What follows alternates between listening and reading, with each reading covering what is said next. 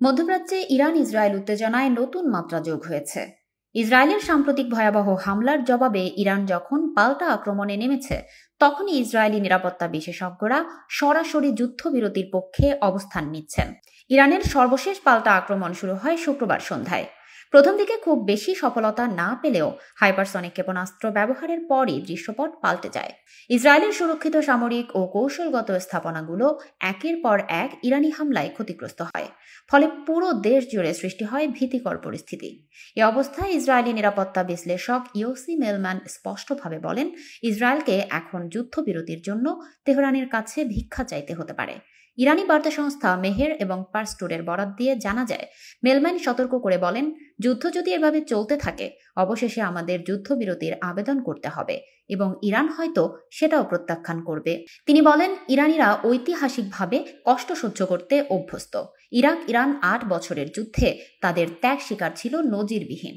তাই সময় থাকতে সংকট নিরসনে আলোচনার পথে যাওয়ার আহ্বান জানান তিনি।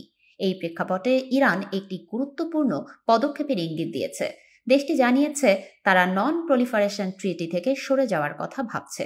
ইরানের পররাষ্ট্র মন্ত্রণালয়ের মুখপাত্র ইসমাইল বাঘাই হামানে জানান, এনপিটি থেকে সরে আসার বিষয়ে পার্লামেন্টে একটি প্রস্তাব প্রস্তুত হচ্ছে এবং সরকার তা নিয়ে একযোগে কাজ করবে।